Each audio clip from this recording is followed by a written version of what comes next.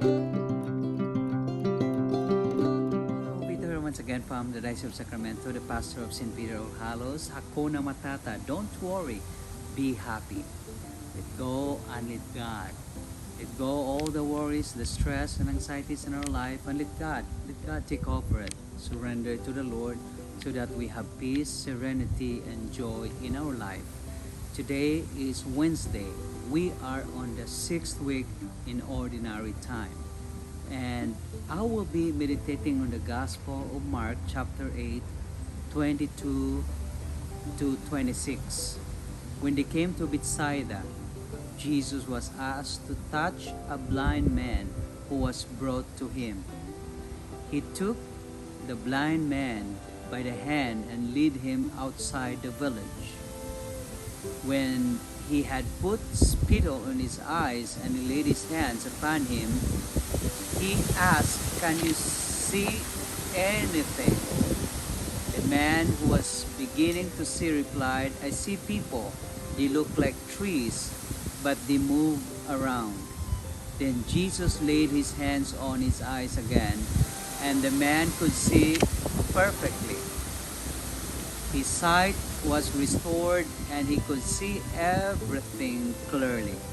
Then Jesus sent him home, saying, "Do not return to the village."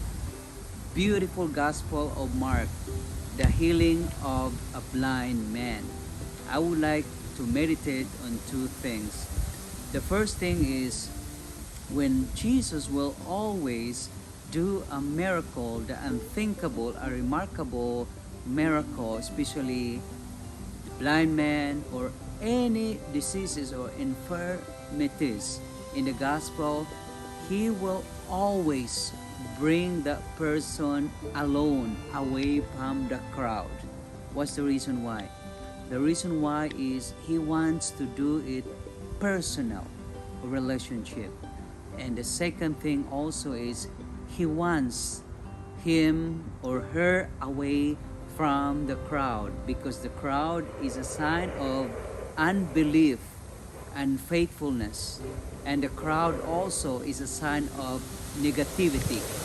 Sometimes in our life it's better for us to go alone, to do a retreat.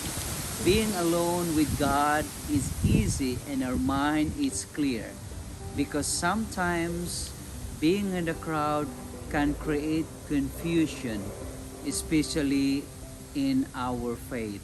Sometimes being in the crowd, we cannot hear and we cannot see clearly, because we hear a lot of different voices, different opinions from other people. And that's the reason why he brought this blind man into a personal relationship out of the village or out of the crowd, and he did the unthinkable, the miracle of healing.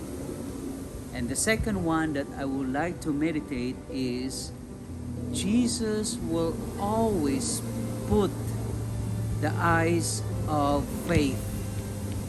And that's the good thing, the great thing that we need to follow, we need to have in our life, the eyes of faith.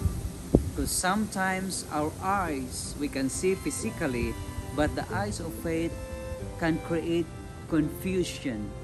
We have doubts, we have so many questions that we ask and we raise to the Lord, because we are all human beings.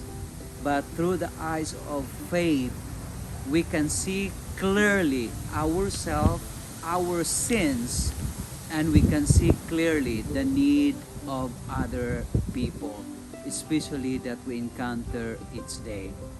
There's a lot of people out there that sometimes we never able to see them because we just see our own self. But through the eyes of faith, as we go out, as we encounter them outside our home, outside our work, outside the people that we encounter that needed help also. So my brothers and sisters, this is a perfect day to ask healing, healing in our eyes, the eyes of our heart, and the eyes of our mind, so that we may able to see the need of others. Lord, open the eyes of your servant.